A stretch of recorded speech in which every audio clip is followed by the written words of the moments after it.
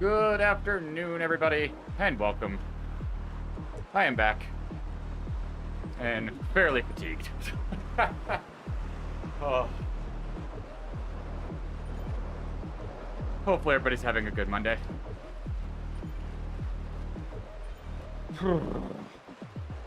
And thank you, Dad. I am happy with the haircut. It was very, very beneficial. It was very, very needed.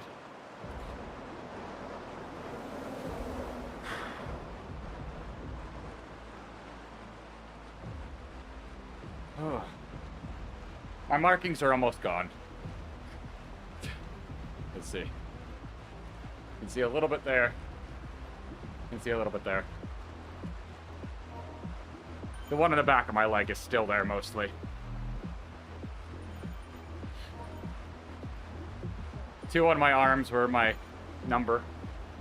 And the one in the back of my calf was my division and age. Kind of helps you get to know who's passing you or who you're passing.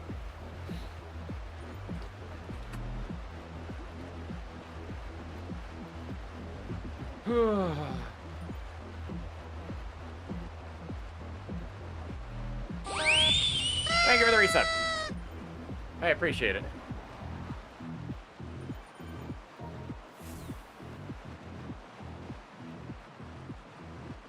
I feel like I probably lost a fair bit of subs in August because I was just so focused on the duathlon. But, oh well.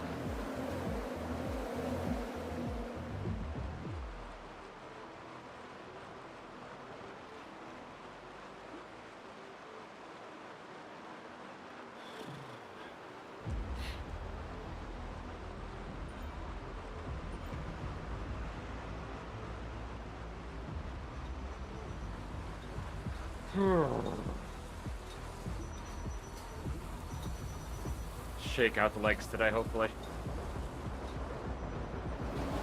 We're definitely going faster than the advertised pace. That's for sure.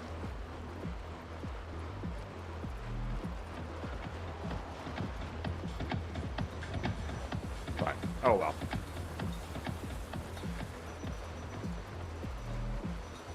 I've got a planned cooldown right after this, so... Assuming that my legs don't determine that I am done.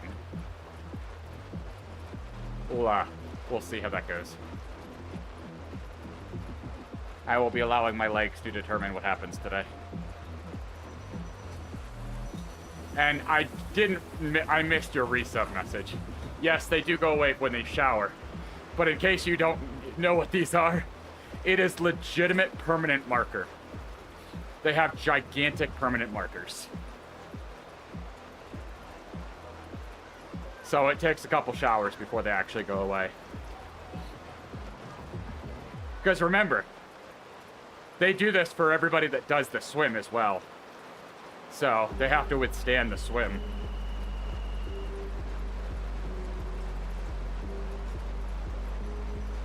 So it is the heaviest of duty permanent markers.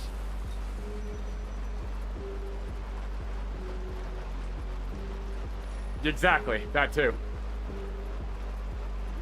So, from what I've heard, they typically last a couple days to a week. Depending. It's one of those things I'm just not going to waste the time sitting in a shower just scrubbing. I know that they'll come off eventually, and I don't really care.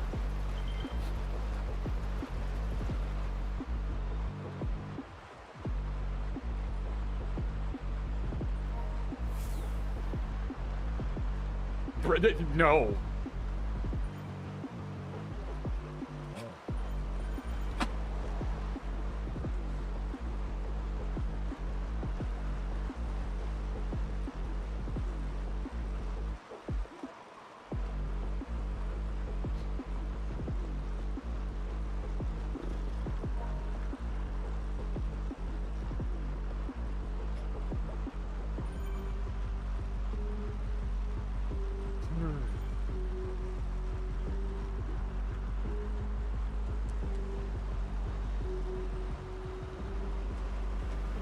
Got some new kit on the bike too. Put on a new chain ring, new cassette, because I realized I haven't swapped out the stuff on this bike in like 3 years. Not the cassette. Cassette I've swapped. Chain rings I haven't. Realized I probably wasn't doing myself any favors by not changing things out. It's not going to be massive leaps and bounds of difference, but Penguin's still working at the moment. You have to remember, it's still 3:30 here. I just start early, so I get off early. It's kind of an agreement that I have from the the tenure of time I have at my job. I accepted that I would switch departments if they let me keep close to my schedule.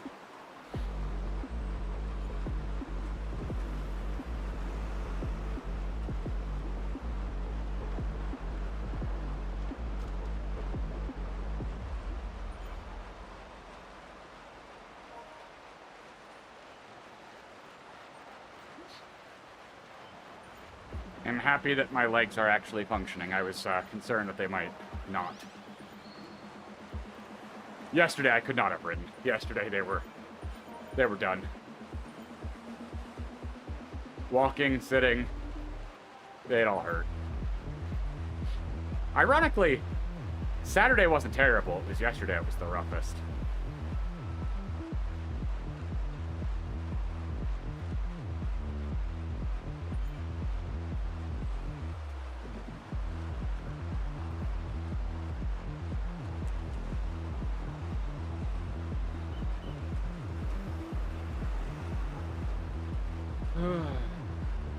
It's nice though, I can stop focusing on trying to aim towards a target and I can just do whatever I want again in Zwift. It was not as much fun trying to force myself into certain things to try to make sure that I got preparation done. I don't have to run again if I don't want to. I don't have to do workouts. I can just race whenever I want. Ride whenever I want. It's nice.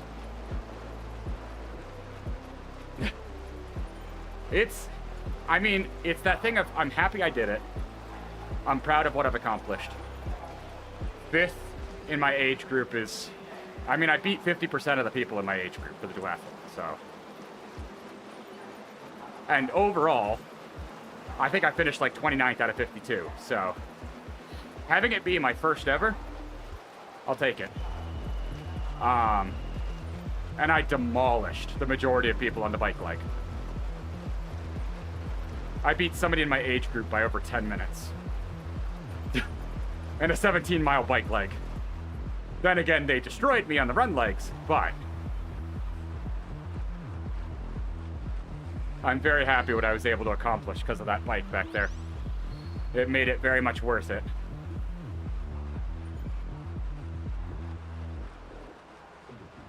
I feel like I earned the bike. I never feel truly comfortable having gotten a bike until I feel like I've earned it. Yeah. My average speed was just shy of 21 miles an hour for 17 miles. And I think like 500 to 600 feet of climbing. So I'm fairly happy with that, especially after a 5K. Hey, Shep. I mean, that you're not wrong, Mom. But trying to get that into my head prior to the event was a lot harder than you would think. I was an anxious wreck Saturday morning. My heart rate would not settle. Driving to the event, my heart rate was like 100 BPM. And my average for the entire event was 181 BPM. I know.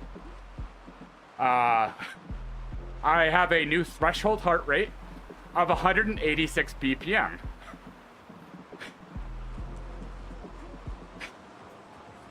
That's just stupid. And I have had it confirmed by multiple heart rate monitors. I am not anaerobic until I surpass 186 beats per minute.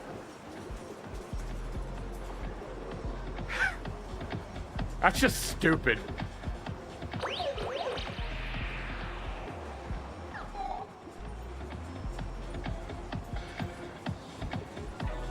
I hit the wrong button. Oh well, we're not racing. Doesn't matter. Too many long words. Sorry, Chip. Ask simple questions, I'll give simple answers. Basically, I'm just talking about how I finished the duathlon on Saturday. Bike run, or run, bike, run. 5K run, 17-mile bike, 5K run. So, just talking about how tired I am. But, content that I did it. But I'm not doing it again. Like, anaerobic basically means continued oxygen depletion. It's a level that once you go above that point, you're not recouping oxygen for your muscles. So, it is basically a point of no return once you go anaerobic. Aerobic is when you're recouping oxygen. So yeah, I found out that mine is 186 BPM, which is just ridiculous. Granted, it doesn't take me much to get to that. But I accomplished a lot of milestones over the weekend. First time I've done a sub 30-minute 5K. First time trial I finished in like 13 years. First duathlon. I broke a lot of PRs. I was fairly astounded at how many people I was able to take on the bike leg. I was just blitzing people left, right, and center. It was kind of fun. Probably pushed me a little bit more than I should have, but it was enjoyable.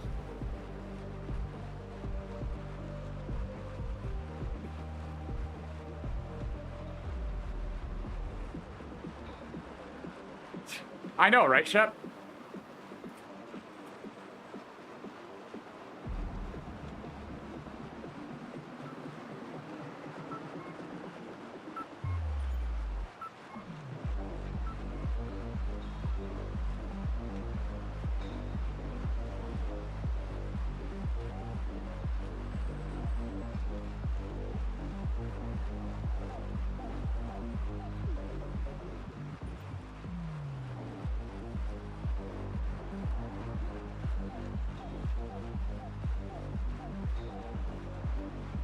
Oh yeah, and I have new cleats too, so hopefully I set them up correctly.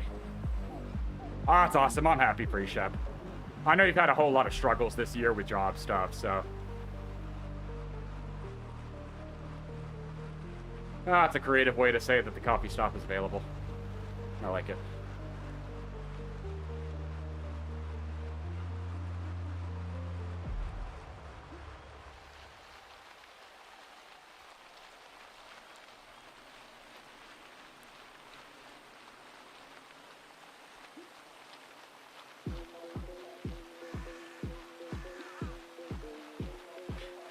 I get that.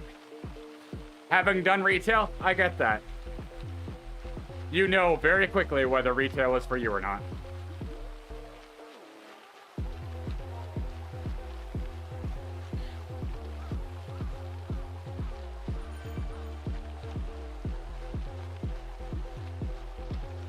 Been there, done there, literally got the t-shirts for it.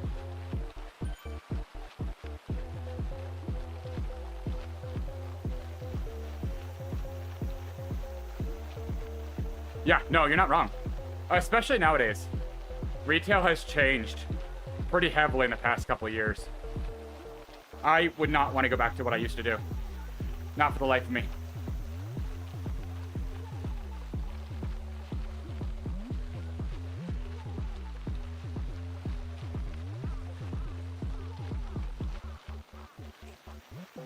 We're gonna go do the climb. Yay.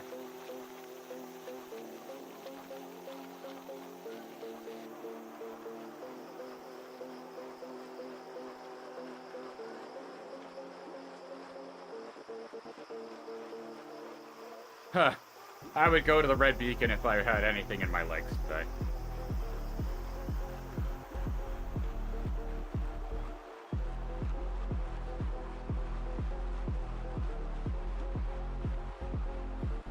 Today is not the day that I can help sweep.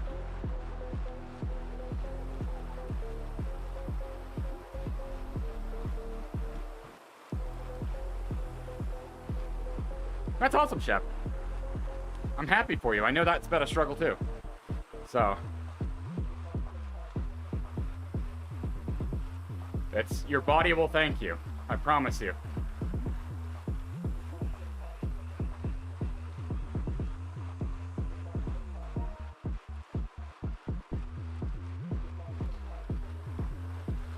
Have a good dinner. I'm not gonna have dinner for at least another 2 hours. So. Coffee Monster sounds disgusting.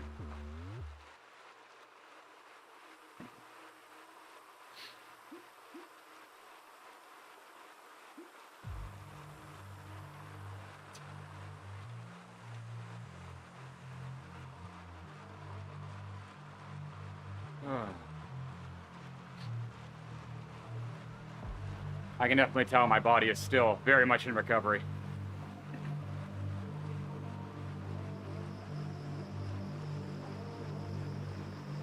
Many, many parts of my body in recovery. Fair, though. I'm not going to be upset with it. It put up with quite a bit on Saturday.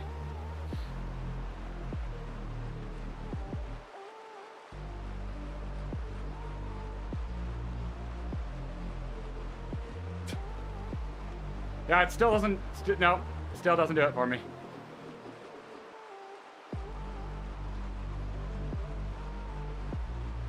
Knowing that I can get a pretty reasonably priced Ziggy's is...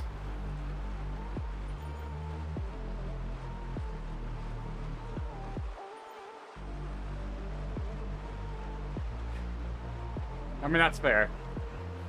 Penguin wasn't for a long time either.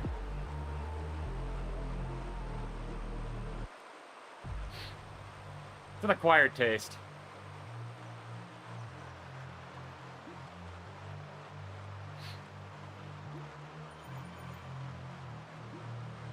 Chai tea, yeah, no, not my thing. Penguin loves chai.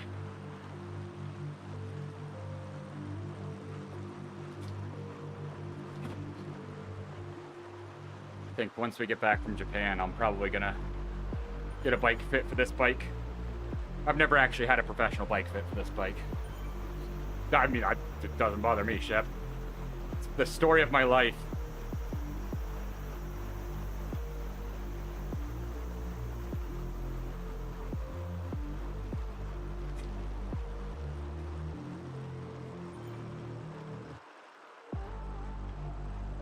One of the things, this makes me think, one of the things I was very thankful for during the run on the duathlon.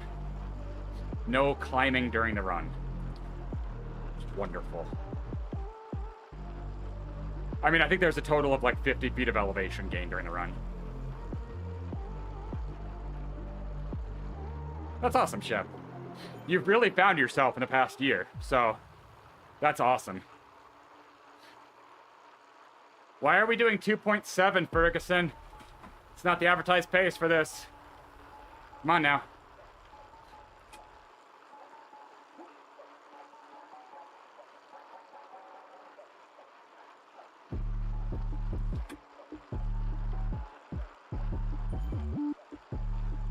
We are like half a watt per kilo over advertised pace.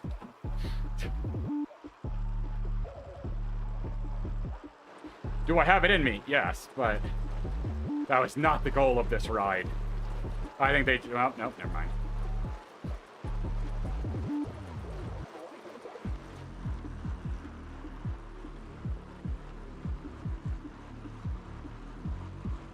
I think she keeps chasing people that go off the front.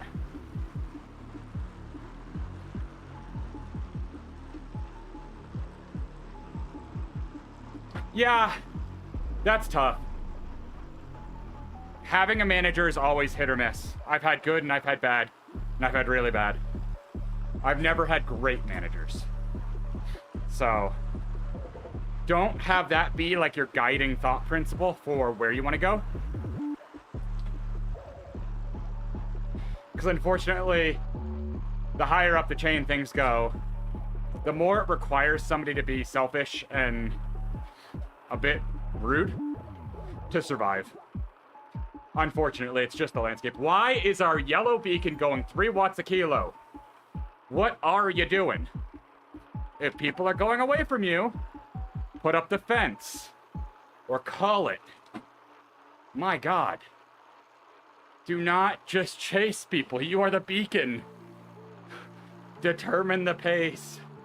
This is supposed to be like 1.7 to 1.9. I saw 3. That is double. Yeah, I mean, if you get to a certain point, you'll get to choose the people, but know that it's going to be worse before it's better. That's unfortunately a fact of life. The key is how you cope with it.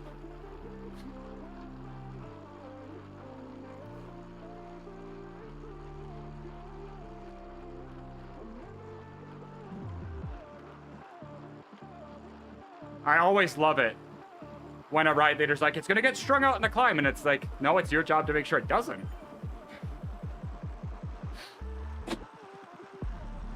That's going to be your hardest challenge, is not comparing yourself to others. That is very difficult.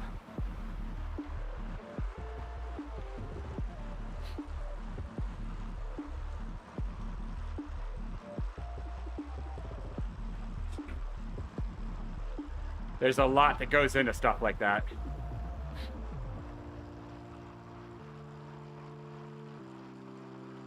Yeah, try 1.8 on this incline as our lead goes 2-something.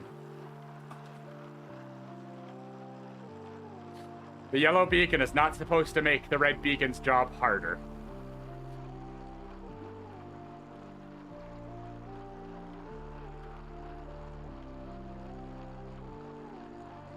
If I was feisty, I would absolutely type in a chat that this is, like, I don't blame anybody for struggling.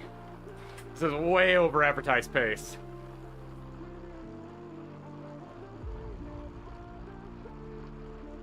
Yeah, and there's a healthy way to do it and an unhealthy way to do it. You have to find a balance.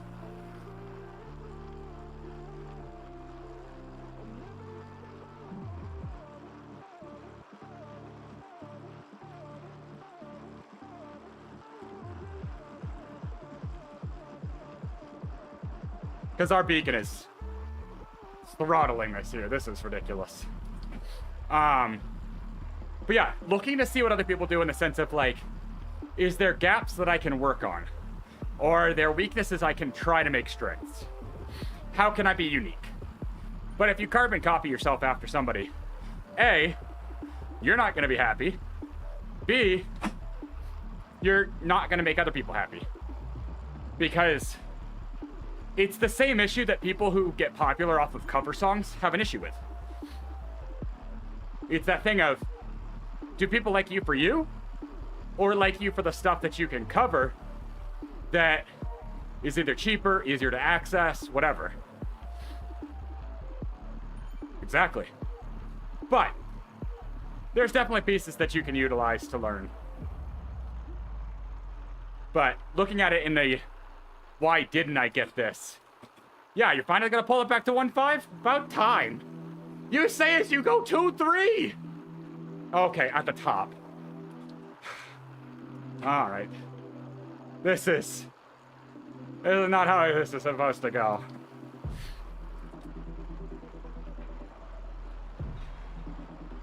But if you're using it as learning rather than comparison, it's good. The moment you start seeing your mood shift because you're comparing yourself in a negative way, you will hinder your growth. For sure.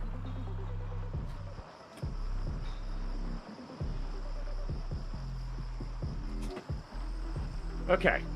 You asked that as you pushed the pace ridiculously. That's not a fair question for some people.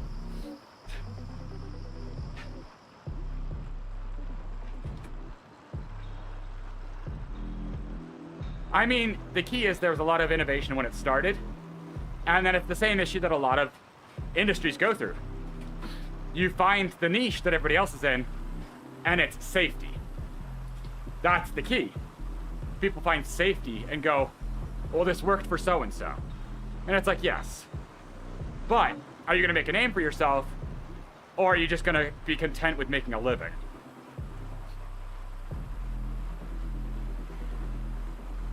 Okay, Angie, I love how you're talking about putting the team in team ride when you were the one that caused everybody to be distanced. Tina! Thank you so much! I really appreciate it. You are one of the few people around that still has the first tag. I checked the other day, and most people have it, but aren't subbed. You are one of the only people that is still subbed, still comes around the channel. So, kudos to you. I appreciate it. I know it's not, like, I'm not blaming anybody for that. My channel content has changed drastically in the last 7 years. So... I appreciate it, Hina. I mean, Twitch isn't helping with them changing sub prices constantly and stuff.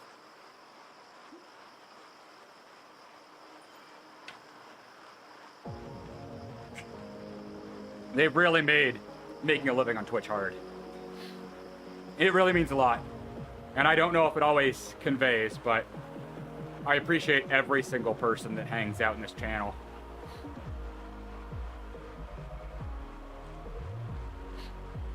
Especially once I've switched to Zwift, where having people around makes a massive difference.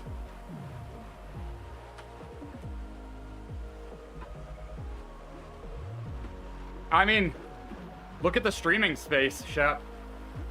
I mean, every time a new niche opens, how many people just immediately switch to that? Look at how, like, when Among Us became popular, every person was streaming Among Us. When reacting to content became the thing. It's just the thing to do. It's tough. It's human nature to find comfort.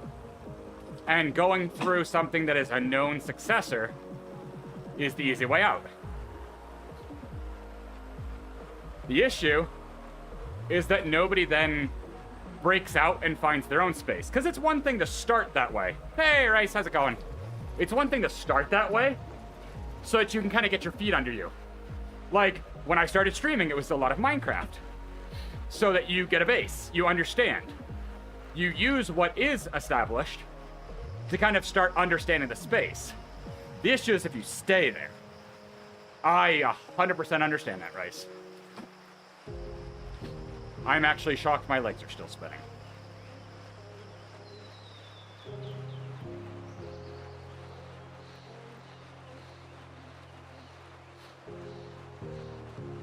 But that is why like things like streaming is so cluttered. Because everybody found comfort. Oh my god. That is quite the haul, Rice. Yeah, exactly, Shep. That is the great way to look at it. Look at the evolution of the bike as you go through your ages. You know, there's the striders, tricycles, and bikes.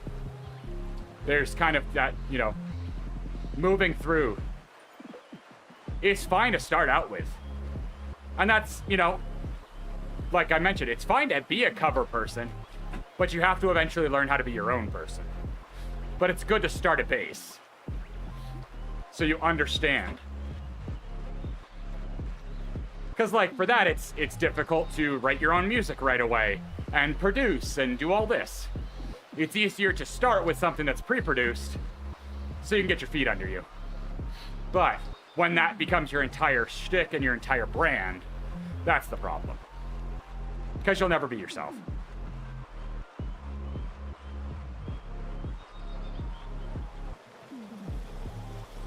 See, and that's the thing, Hina. That's so depressing. It should never be about keeping up. But that's the issue with a lot of the top-level streamers, is they're so unstable in what they've done that they don't know how to be themselves. And they're too afraid to be themselves because they might lose the income that's keeping them afloat. There's 2 streamers that I've seen that have nailed it. One is Ray, who has a store with his wife that kind of alleviates all the pain points. And then there's Tech, who his wife still has a normal job. And that's like the only reasonable way that things work without ever being stressed. I mean, even the 2 of them still fear taking vacations. But that's the unhealthy grind mindset that so many people have in the streaming space. Is, I can't take time off, I've got to keep following the trends, and it's like, I don't see how that's fun. Like, a lot of people are like, oh, this is the best job in the world. It's like, is it, though? How many hours a day do you work? Like, do you ever get a break? Do you ever turn off? Or is your life permanently online and you have to be, otherwise you'll miss what's happening? Yeah, and that's a good way to do it, Shep. I mean, it's like, you know, anybody starting graphic design. Best way to start it is, you know, download pre-made brushes. Do tracing if you need to learn studies. You know, it's the same as like modern art or hand-drawn art. Same stuff applies. You just have to, like, if you're tracing or using pre-made stuff, just don't sell it. Use it as studies. It's fine.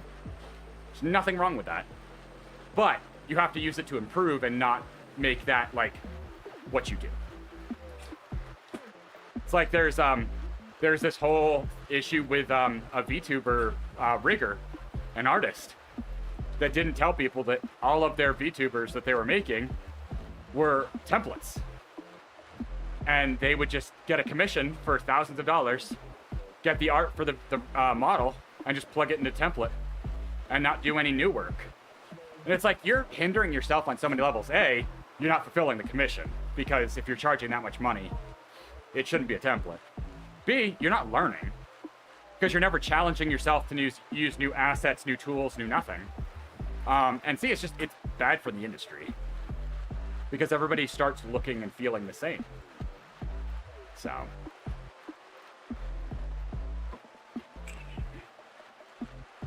it's sad to see. I mean, I will say, doing it the other way, like, you know, referencing like K4K, I always panic when I have to come up with something new. Like, what do we do every year that's going to be new and unique? But the thing that keeps us going as well is when we find that person that looks at what we do and goes, can I steal that? Like, that's really good. And I'm like, that's fine. Somebody saying they want to use what we've done is the reward. So it's just some people haven't found that. Yeah, exactly, Shep. Exactly. Once you start creating, you put those basically behind lock and key, and you don't allow yourself to access them. Yeah. I mean, the tough thing, Hina, is VTubing is so popular now that most of the like top tier artists who do unique work are booked out for months, or just flat out like, I've seen one of the bigger VTubing artists. They open up applications. It's the only way you get to work with them, basically, is they're so booked that they don't need people to come to them. They can just have it be a free-for-all that people want to, you know, work with them. And the price of, like, getting a model nowadays is insanity. It's crazy. I've seen the prices for some of the top-tier models now, and it's... I mean, granted, that was like a model and rigging, but still. Over $10,000. Crazy. So next time you see a model that you think of that looks really interesting, it's really impressive, and rigged well, it's probably over 10 grand. So, yeah.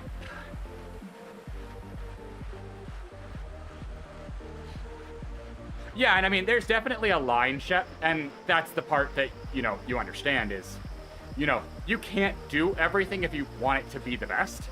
So partnering with people is fine. Yeah, Hina, that's also, I think that's what Mouse has also become known for, though. I mean, just look at every debut and how many people come out, and it's almost paid off in just, you know, how many people show up and how many people are interested.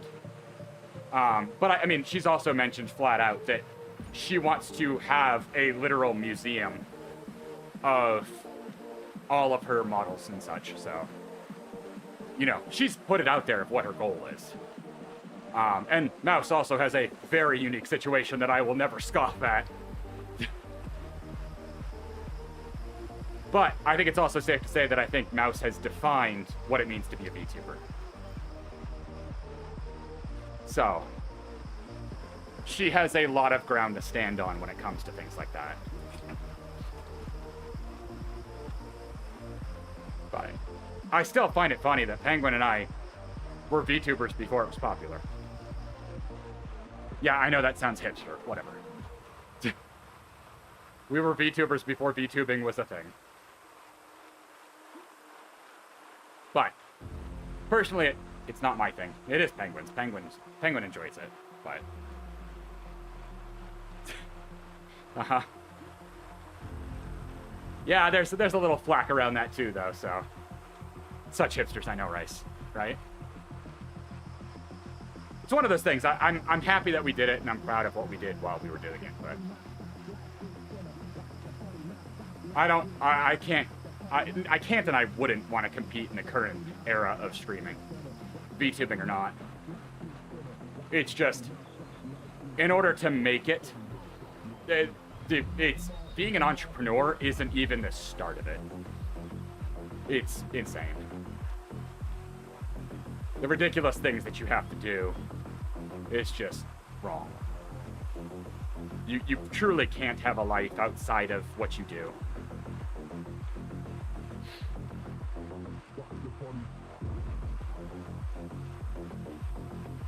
You go somewhere on vacation and you still have to, you know, do some semblance of work, and you don't get to turn off. That doesn't seem enjoyable to me. That just seems endlessly stressful.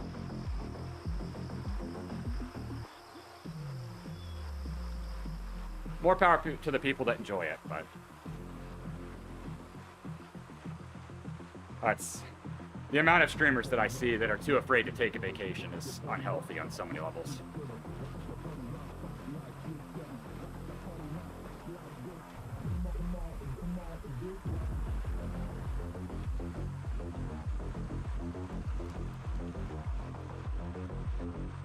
But it is what it is. I have no idea how we've gotten off on this topic. I'm gonna blame Shep.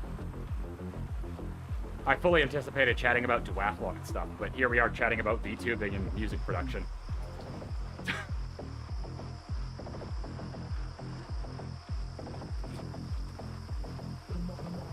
Yeah, hashtag blame Shep. Oh man, I haven't mentioned on stream yet, but I'm getting my kicker replaced, and I can definitively hear the sounds that are coming out of it. So I'm very happy that it's getting replaced. It's a combination. It's a joint effort between the two of them. You know, it's everybody that starts with an S, I guess? I don't know. Trying to think of normal chatters who come through that have a name with an S.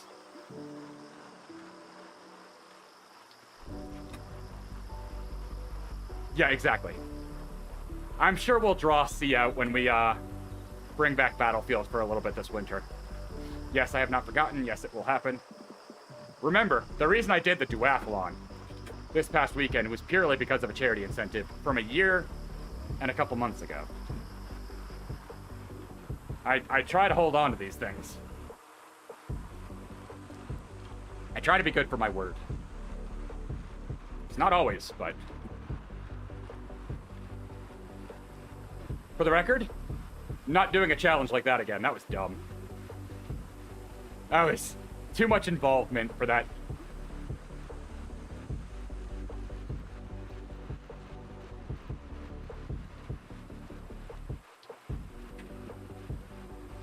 I've sworn off that ridiculous level of challenge. It took me 6+ years, Rice, but I finally did, apparently. No, I don't need a new challenge. Not yet. I'm not thinking right now. I just know that that was an excessive level challenge for a fundraising goal. I've done some crazy things, but there was so much that went into making that happen.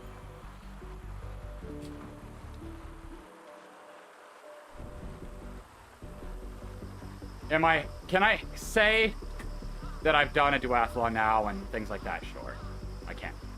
But, my God.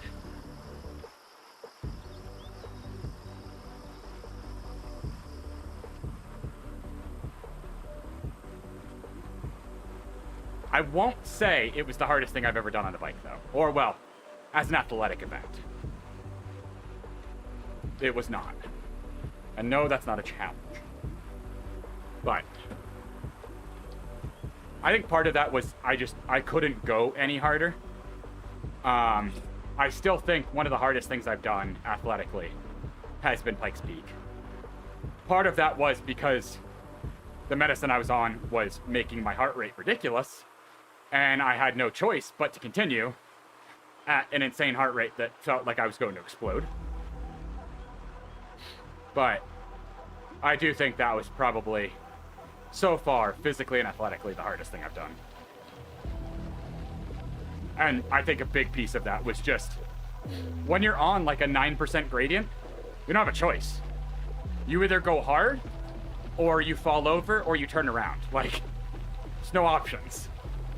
Whereas, when I blew up in the duathlon was very much in the second run, and there's only so much you can do. Like, I can't physically make myself go harder on a flat. There's just a limit. Sure, I was at 195 BPM, but I was just physically at my limit. And there's not much you can do to push yourself harder when there's not like a physical obstacle in your way. So, it was that thing of there was just no way to push harder. But I mean, I was at 195 BPM, so I would say I gave everything. I mean, I think in the duathlon, which was about 2 hours long, I burned 2,300 calories and maxed my strain for the day. So, yeah, I'm pretty content with the emptying of the tank. I don't think I could have left anything else out there, except my body.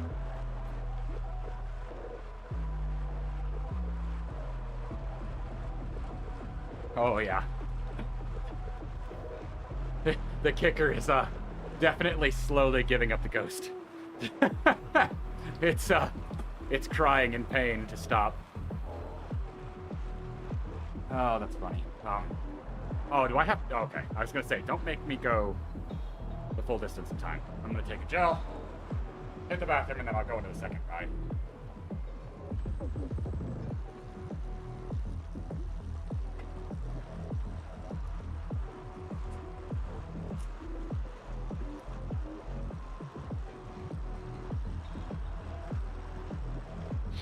So I do plan on doing another ride. Probably not the full distance, but this will be kind of like a cool down ride. Like how it says my finish time was an hour, even though I didn't ride the full time. Oh. I'm very curious when I get the new kicker, if it's gonna change anything, because this kicker sounds rough. What is? Oh, there is ZRacing for next month. Kino Rayo. Oh, that, I'm gonna butcher. Pinarello powered. Oh, unlock a custom. Oh. Wow, that's. I can't finish it. No, I won't be able to race number 5. Oh, that's upsetting. That's frustrating. I won't be able to finish because I'll be in Japan for the end of that. I want a custom colorway. I'll be like 1 or 2 days shy of being able to finish that. All right, I'll be right back. I'll be right back, chat. Enjoy staring at the bike or something.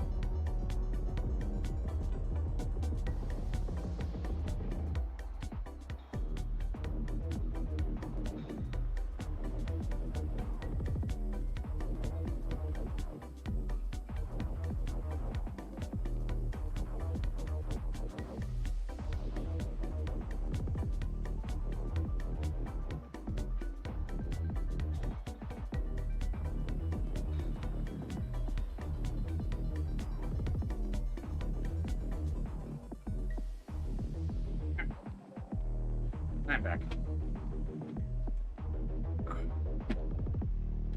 This should be a much chiller.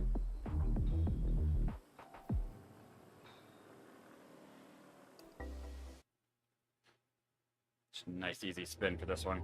That was a little bit more than I intended on the first one. They were not even remotely close to the advertised pace, so. Oh, I'm very much hoping this is the last ride on this kicker, though.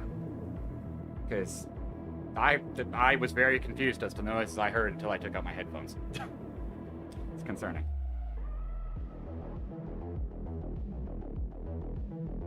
According to Wahoo, it is a tensioner failure, which I have no idea what that means. But this kicker is like 4 years old, so I can't really blame it. I'm hoping that when I switch, I'll magically get like a lot of watts and, you know, like my power will skyrocket, but I don't think that's how that's gonna happen.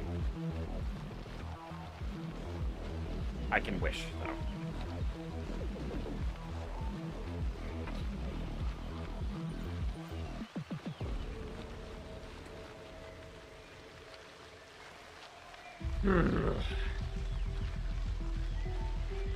So, we will not be doing this entire ride.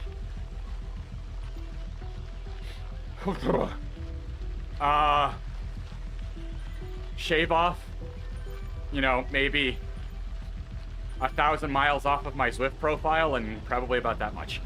I don't know what my all-time is on Zwift. Let's see. Nope. What is my all-time profile on Zwift?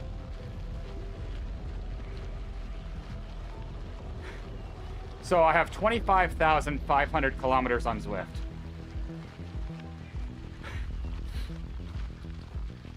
Maybe like 15,000 kilometers? I'm not mad.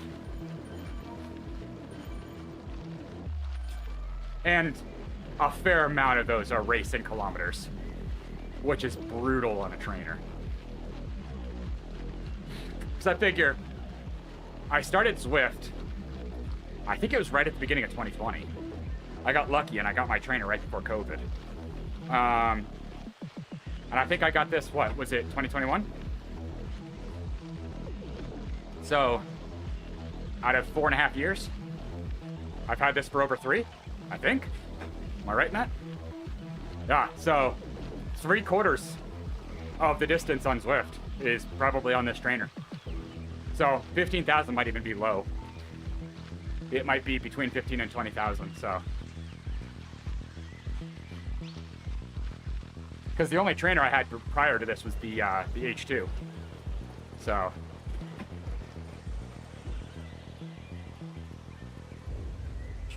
Yeah, I've put quite the distance on this thing. So, I'm shocked it lasted this long. Legitimately shocked.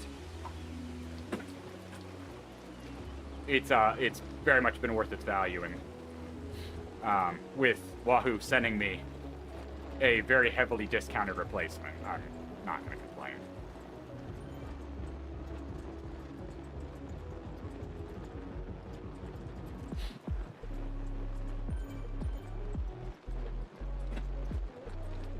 So, A+ customer service from Wahoo.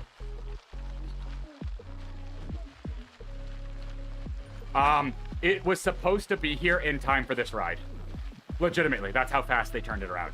But FedEx dropped the ball. And yesterday, I got a notice that there was an error that they couldn't read the track or the label on it. So, it's supposed to be here sometime today. And if it's not here today, it's FedEx's fault, not Wahoo's. Which I'm already kind of upset that it could have been here much earlier and I could have been riding it. Because I put on new chain rings and a new cassette onto the Venge. Because I haven't replaced the chain rings since I got this thing. And the cassette, I mean, if I'm going to change the chain rings, I'm going to change the cassette too. The chain's pretty new, so I'm not going to replace the chain. And I wanted everything to be new. Because I was noticing recently during some of the races, the chain wasn't ramping correctly on some of the teeth. Not like the teeth are worn, but it's not catching as fast. So I figured, I'm like, all right, it's probably time to replace some things. And I found, I think I swapped out the entire drivetrain for like $125 for new chain rings, big and small, and the cassette. So, and I think the chain ring had like 100 miles on it. It was stupid. I'm like, okay. And it's a duplicate chain ring, except it's even smaller. I used to have a 53 big ring, I think. Oh, that's impressive. That's really cool. Post a blog on how to do it. Make money off of it. Just kidding. But yeah, I think my big chain ring is now like between 2 and 4 teeth smaller. Which will be good around here because with mountains, when I do happen to go outside, it is nice to have it's not compact. I wanted to get a 46 front ring. Yeah, I mean, you're not wrong, but it's the same as like people with Pelotons trying to get on Zwift. It's that thing of the people that are in that niche are desperate because either they didn't realize what they got wasn't compatible, or they realized after they purchased it, or the Zwift cog.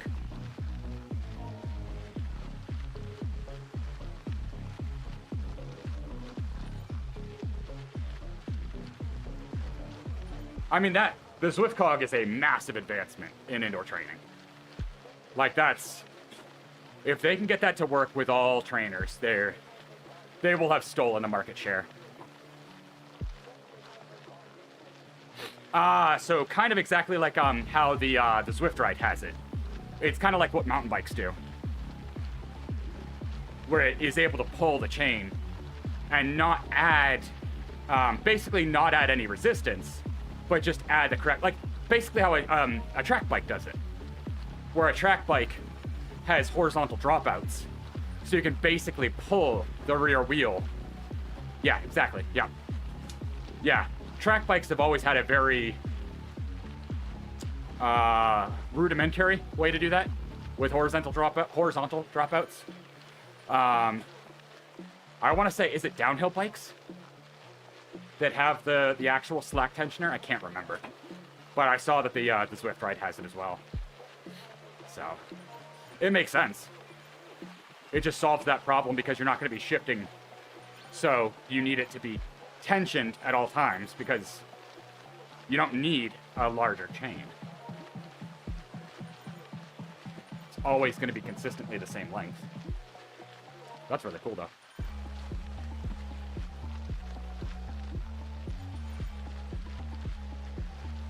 Gotcha. Oh, that's interesting. That's very creative. Horizontal dropouts, Hina. Horizontal dropouts. Basically, a lot of quick release bikes, their dropouts are vertical. So you slide it in, and it's basically the idea that as you're pushing down, you're not going to lift and kind of unsocket the wheel. I mean, it's also tension based on the quick release, but it's the same concept. Whereas track bikes, they have horizontal dropouts. So you pull back and you ratchet them. That's the right word. I'm still brain dead. You gotta give me some slack. I'm still recovering. It's my claim, at least.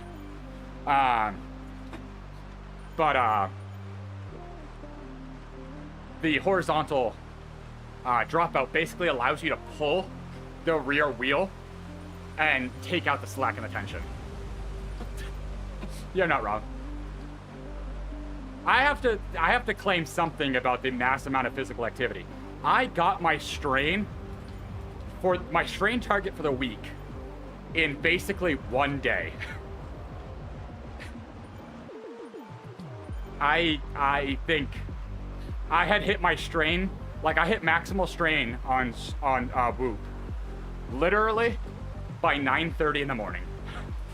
It never moved. I was at 20.7 strain, and I can confirm, based on the fact that my heart rate very much did not go below 100 for the rest of the day, that you cannot go above 20.7 strain. It's definitely a balance. I mean, prior to the duathlon, I only rode once. I intended to do 3 activities last week prior to the duathlon. I managed to do 1. People are like, oh, you're tapering, right? And I'm like, maybe a bit too much. I woke up on Saturday morning with a 34% recovery. I was 1% away from red. And I'm like, oh, this is good. This is going to go well. This cannot end poorly at all. Yeah, that's not true. It can go very poorly. Tell me that it can't go poorly as I run at 196 BPM.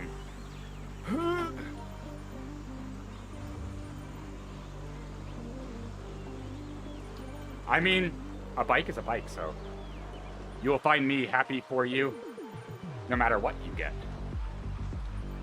See, if you lived here, Colorado gives some really good discounts and credits for getting an electric bike.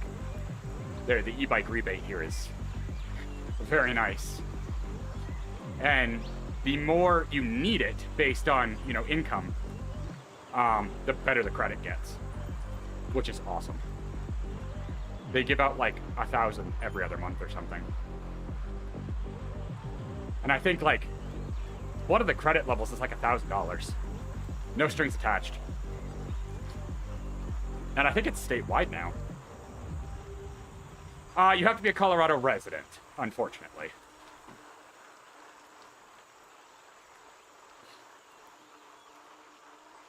But even if you're like financially well off, the credit's still like $400, which Oh, it is. It's super good. Like, they run out of rebates every time they release them because it's on an application basis. So kind of first come, first serve. I don't know if that counts as residency. Then again, I don't know if Colorado cares. Penguin didn't change out her ID for a year. But Colorado has some really good initiatives. I think Penguin told me they just approved 10 more electric buses, I think. Because they're trying to change the entire fleet to electric. So, and pretty much all of the Amazon trucks around here now are Rivians. So most of the Amazon workforce around here is electric. So, granted, don't know how well our electric grid is doing, because we keep converting things to electric. Hopefully they're rebuilding that too.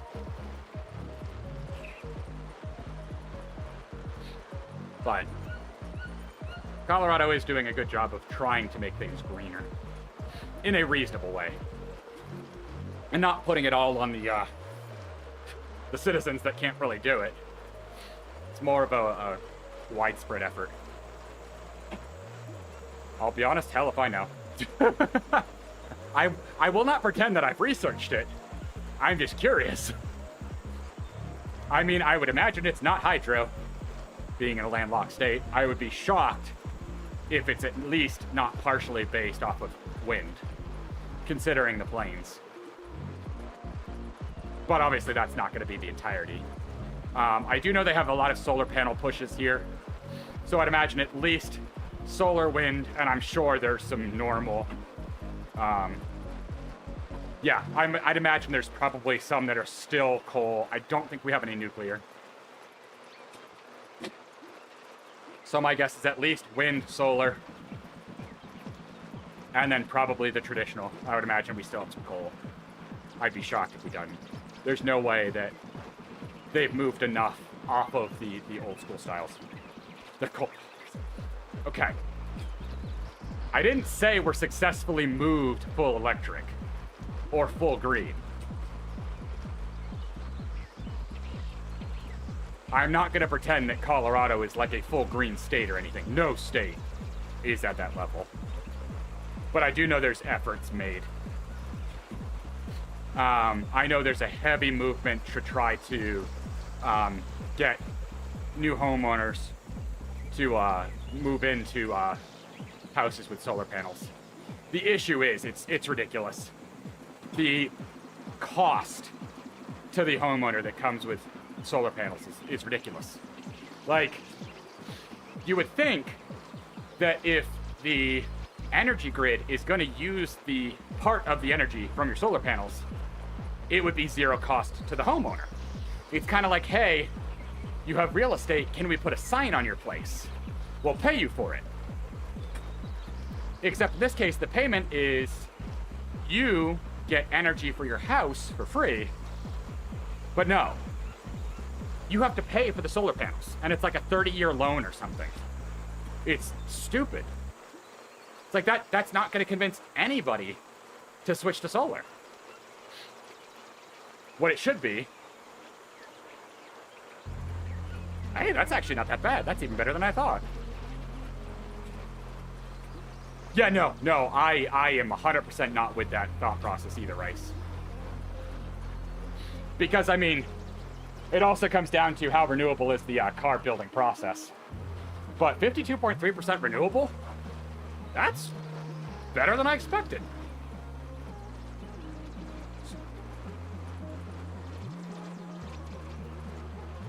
Yeah, see, this is, you pay for the actual solar panels themselves.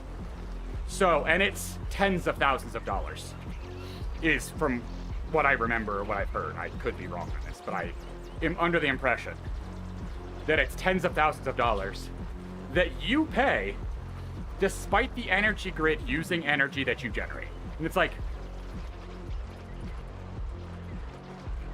what?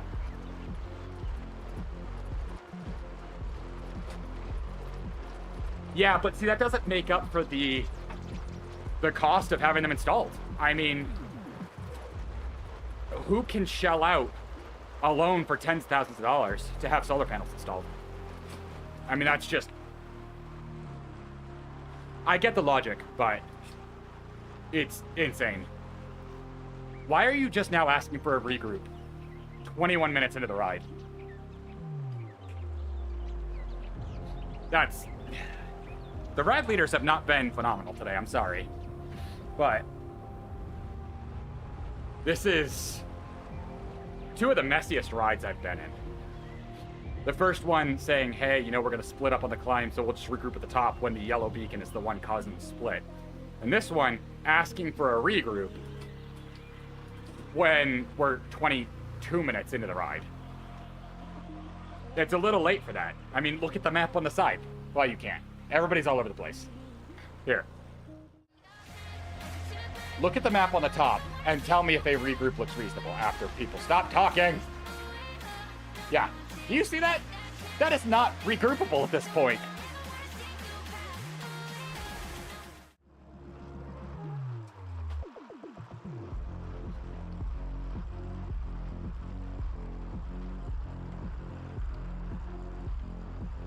Okay. What the hell were they doing where their power bill was $1,800 a month? I feel like there's other things at play.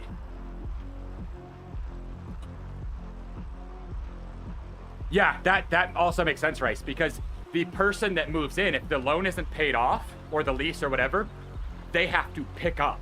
Because that is something we're interested in the house. And they're like, yeah, just so you know, it has solar panels, so you have to pick up the lease. And it's like, but we didn't sign it. And they're like, yeah, you will if you buy the house. And it's like, well, that's dumb. So, I mean, there's too many negatives. Yeah, exactly, Rice. Hina, that house has to be like 5,000 plus square feet. If not more. And they must be Bitcoin mining or something. Like, I can't imagine. Because our AC runs almost all the time. And we're not even remotely close to that.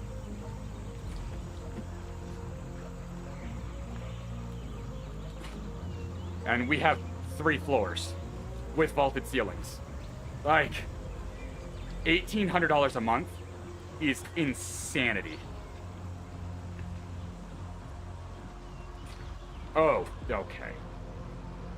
Now, you gotta clarify that. That is a $2,000 difference, sir.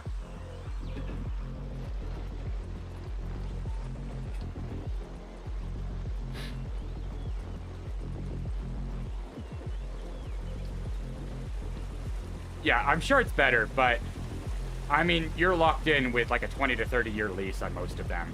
And I'd imagine, seeing as you don't get to choose the lease or the loan, you can't pay it down early. Yeah, it is, but I don't think it makes up for the outlay in the beginning. Time value of money is, Time value of money says no.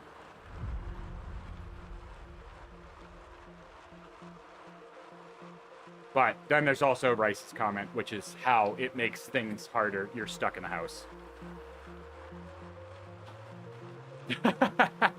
Yeah, there's the key line there, Rice. If money was no object. If money was no object, there'd be a lot of things.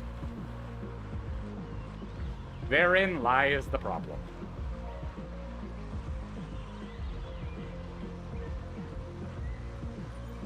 But right now, solar just isn't, the payback isn't worth it.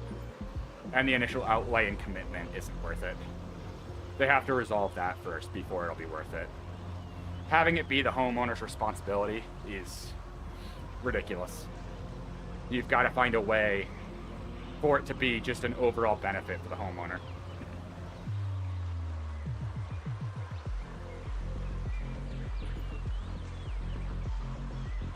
And right now it's just not.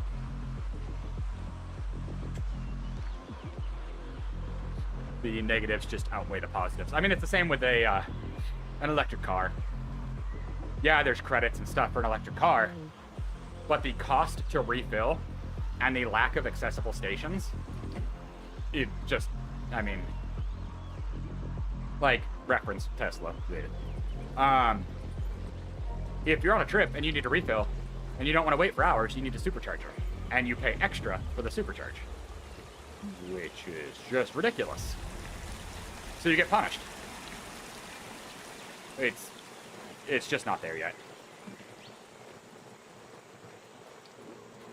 I mean, there's a lot of layers to that too, Rice. But yeah, that's also my thought is there's been a lot of talk of people don't know what to do with the batteries. There's no solution for the batteries yet.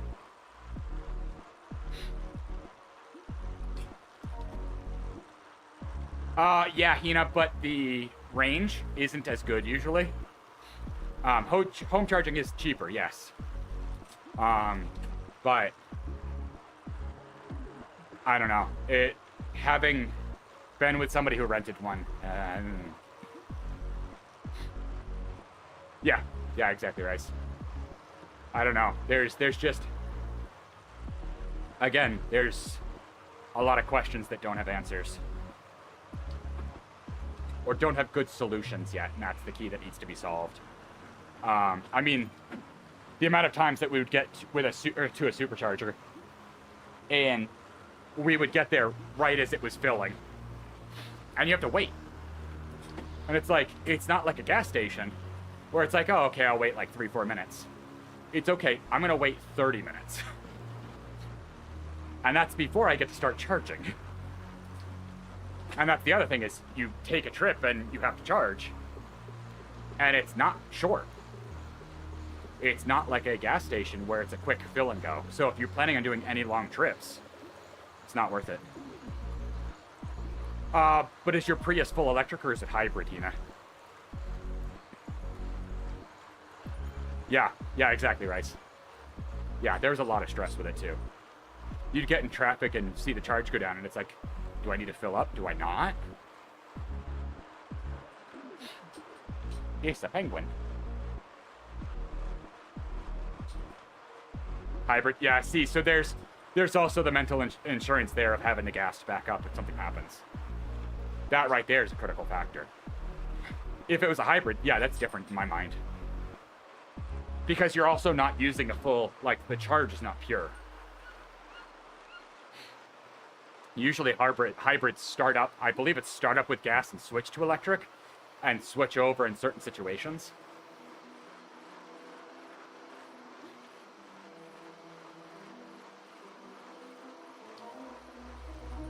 But, I mean, do I eventually want one? Yes, but not yet. Infrastructure's not ready for it yet. It's trying to be pushed too hard when it still needs to just be an early adopter phase.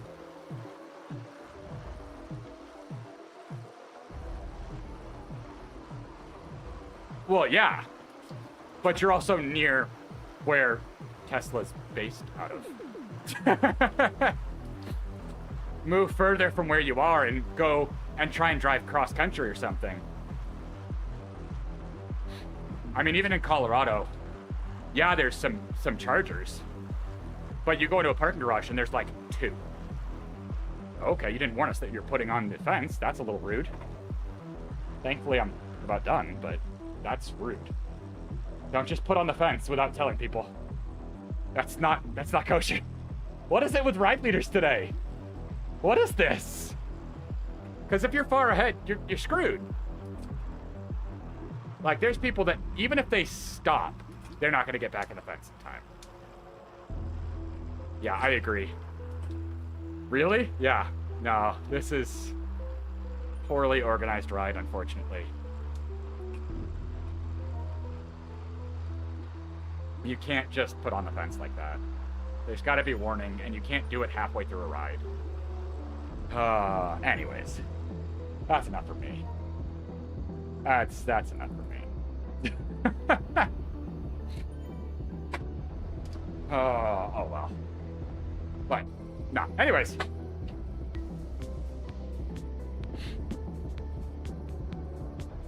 Oh, yeah, yeah, exactly, Hina.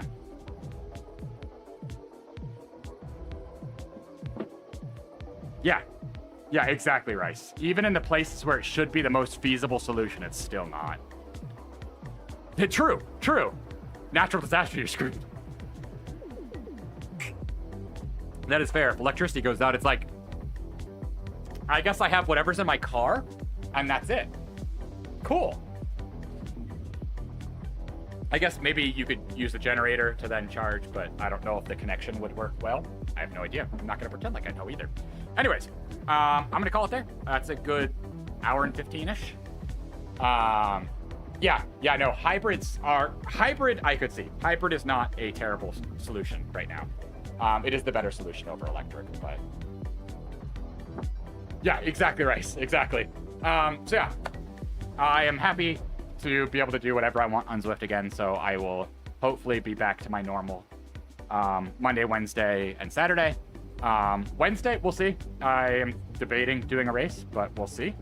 I'm curious. I mean, I would like to try it. Hopefully, I'll have the Switch trainer, which I'm curious to see if it makes a difference, because this thing is squeaking and squealing like crazy, and it kills me. So Wednesday and Saturday, we should be back to riding normal again. But thank you, everybody. I truly enjoyed the chat. It's fun. That is one of the reasons I do enjoy Zwift, is the inane chats that we end up having that have nothing to do with anything related to what I'm doing on screen. So, hopefully have a good one, and I will see everybody on Wednesday. Have a good rest of your day. Enjoy your week till then. Bye.